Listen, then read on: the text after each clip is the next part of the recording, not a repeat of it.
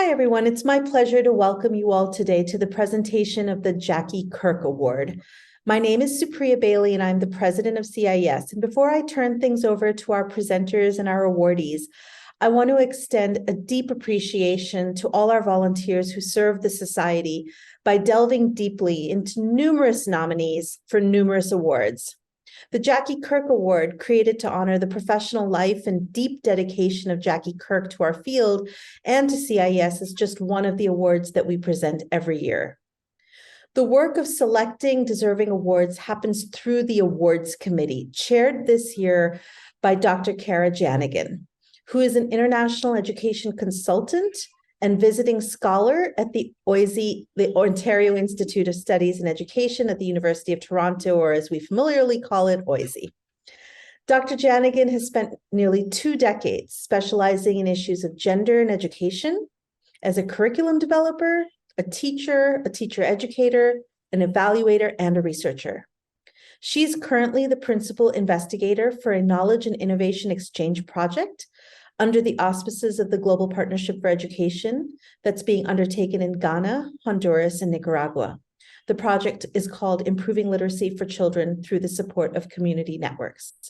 Kara has written multiple book chapters on gender and education, and I am so grateful for her leadership on this committee and invite her to get us started. Kara. Thank you very much, Supriya. So it's my honor to welcome you all to this ceremony, and I want to tell you a little bit about the Jackie Kirk Award. So the Jackie Kirk Award recognizes an outstanding book to honor the professional life and deep dedication of Jackie Kirk to our field and to CIS. Jackie Kirk's work was prolific and wide-ranging. She was committed to the active engagement of theory and practice that further the empowerment of women and girls and the improvement of education in conflict and post-conflict settings. This book acknowledges exceptional work in one or some of the varied areas of expertise represented in Jackie's commitments, namely gender and education in conflict, post-conflict, fragile states, and/or peace education. And so now I want to introduce the chair of this subcommittee and thank her profusely, and to the committee members for their commitment and efforts over the last year in choosing this award winner that you're going to meet today. Dr. Sandra Stackey is a professor in the Department of Teaching, Learning, and Technology at Hofstra University in New York. Her scholarly work includes research in both international and national contexts on gender and education, young adolescent girls' education, teacher development and empowerment, middle childhood education, policy analysis, and qualitative and feminist research. Her 2 recent co-edited texts include Curriculum Instruction and Assessment, Intersecting New Needs and New Approaches in 2020, edited with Kasky and Mertens, and Educating Adolescent Girls Around the Globe, Challenges and Opportunities, 2015, edited with Supriya Bailey, and a finalist in that year's Jackie Kirk Book Award. As a member of CIS for over 20 years, she has won the Gail Kelly Dissertation Award, supported the Gender and Education Committee, served on the board of directors, and mentored New Scholars Committee doctoral students with dissertations and journal articles. Welcome, Sandy. Thank you, Kara. That was wonderful. As a friend of Jackie's and engaged in some of the same research areas, especially girls' education and women teachers, I've been a member of the Jackie Book Award committee several times since the award began, but I'm especially pleased to be the chair this year. I want to express heartfelt appreciation to the other members of the committee who thoroughly read the nominations and the book finalists in a timely manner and provided insightful feedback. These members include Winona Giles from York University, Jasmina Josic from the Education Development Center, Andrew Swindell from UCLA, and Lauren Taj from OISE. The award enjoys a healthy competition as the committee received nominations from 9 diverse books this year. The winner is Dr. Sarah Dryden-Peterson for her book, Right Where We Belong, How Refugee Teachers and Students are changing the future of education. I'd like to share just a couple of comments of the committee before Sarah shares ideas about her work with us. One of the committee members said, "And right where we belong, how refugee teachers and students are changing the future of education."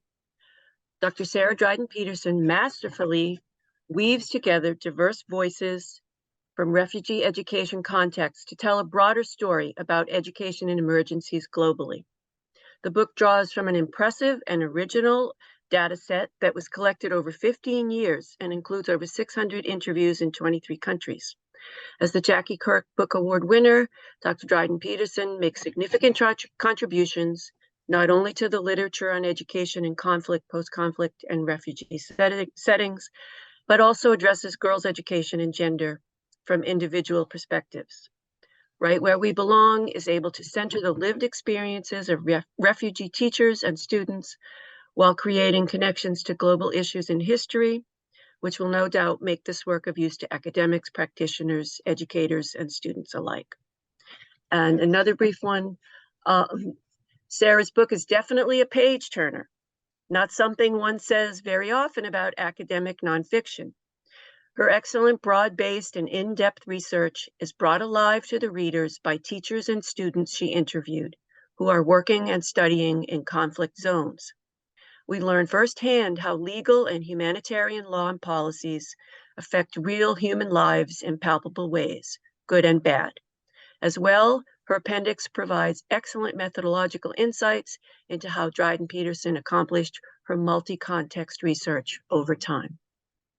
Congratulations, and we are pleased to share this award with you today.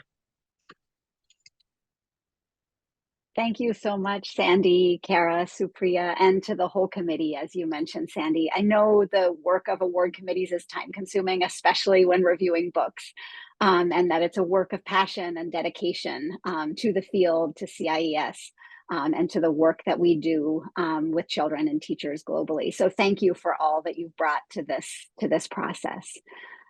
This award, honoring the work and the life of Jackie Kirk, is incredibly meaningful to me. Jackie was a mentor to me as well, someone doing the kind of work that as a young teacher and then scholar, I aspired to, doing the work in the ways that I felt really drawn to, with teachers, with children, with families, and with listening as a key methodological tool and also a commitment.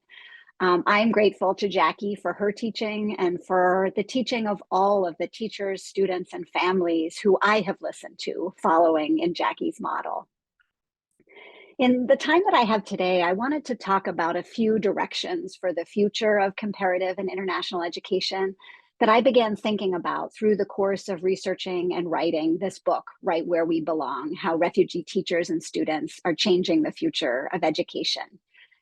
In my work broadly, I was finding that the field of refugee education and our larger field of comparative and international education was really entering a phase where connections across time and between places and among ideas is going to be essential for us to deepen our learning about and our acting on some of the persistent inequities that Jackie always pointed us to and that continue to shape education for young people globally. I see these directions in a few ways, methodologically, conceptually, and empirically.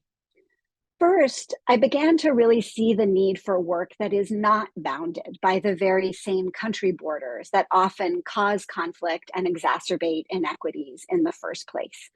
In refugee education, I see the need for research to reflect the essential idea that refugees are living transnational lives and that movement across places, sometimes that's movement in fact, and sometimes that's movement in aspiration, is really key to understanding their educational experiences.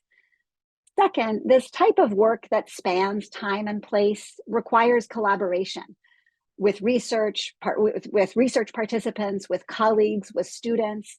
And it also requires time, often years of listening to each other, grappling with ideas, and figuring out who we each are in the work, how power facilitates and impedes our work, and ways to do work better when we do it together.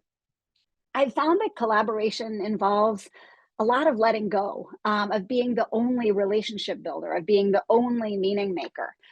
For many researchers, including for me, the sharing of power is hard, but I hope we all do more of it. Third, my book critiques the sequential and linear model that often dominates thinking in global education, research, policy, and practice. This idea that with access comes learning, and with learning comes opportunity. We know that most of those left out of education are displaced and conflict-affected young people. We know that refugees have some of the lowest learning outcomes in the world.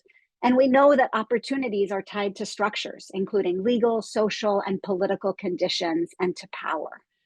I hope for more research in our fields that addresses not access, learning, and opportunity independently, but how access, learning, and opportunity are linked together in all moments through educational experiences. Fourth, one of my biggest learnings from teachers and students is about the need for education to embrace both connections and disconnections among the past, the present, and the future. I explore in the book how education can link together the histories and identities young people bring to schools, the experiences that they have daily in schools, and the future building they hope education helps them to engage in. I learned from teachers and students how essential this connection element of learning is, opening rigid bounds on what is often learned in school to connect it to histories and identities in home countries, to colonial, political, economic causes of conflict, and to practices of asking questions and explaining. I find that teachers who are able to build relationships with their students more readily see the need for and learn the need for this connection and learn together with their students how to do it well. Understanding and fostering these connections I see as essential for our broader field of comparative and international education if we are to act on the inequities we observe in access and in learning in order to truly expand opportunities. Finally, and related, is the title of the middle chapter of this book, Purpose. In a nutshell, what I learn across place and time is that amid many important mid-level purposes, there is one overarching purpose for education that students, teachers, and families describe: future building. In situations of emergency and in crisis, an inclination can often be to focus on the short term, on just getting by. But a focus on the future becomes a way to find meaning, to find hope, especially in situations where the futures seem so ungraspable. So teachers and students who keep this future building front and center, who don't defer it, who constantly connect to aspirations for and the need to create opportunities, are doing the real work, I think, of building this field and creating new possibilities. And it is my hope that we join them in this work. So thank you again to the committee and to CIES for this award and for allowing me the opportunity to share about the book today. Thank you.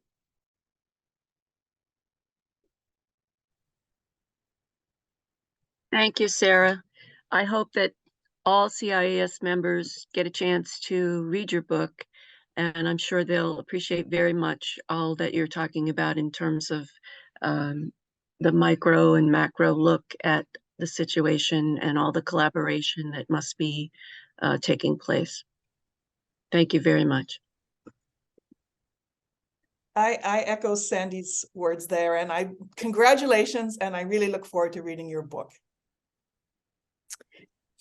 Again, Sarah Dryden-Peterson, thank you so much. We really want to congratulate you for all your contributions, not just through this book, but through everything that you've been doing for CIES over the years. So thank you very much and congratulations. Thank you all.